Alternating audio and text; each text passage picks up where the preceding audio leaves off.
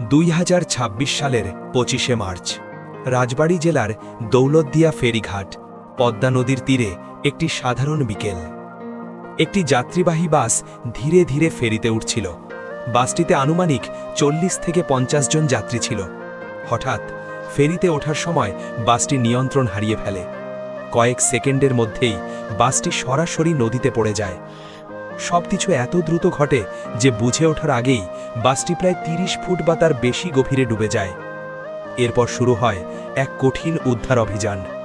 Fire service, ডুবুরি দল, সেনাবাহিনী, police ও coast guard সবাই একসাথে কাজ শুরু করে।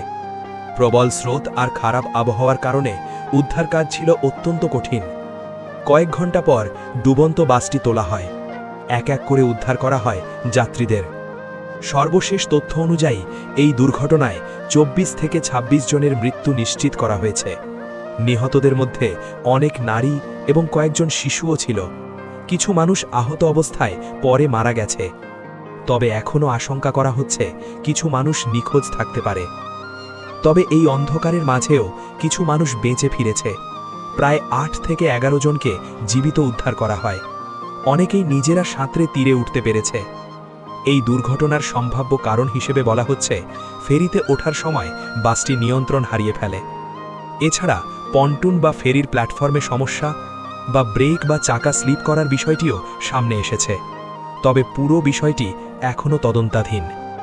বাংলাদেশে নদীপথ ব্যাপকভাবে ব্যবহার করা হয়, কিন্তু নিরাপত্তা ব্যবস্থার দুর্বলতা, অতিরিক্ত যাত্রী বা বিভিন্ন ত্রুটির কারণে এ ধরনের দুর্ঘটনা প্রায়ই ঘটে।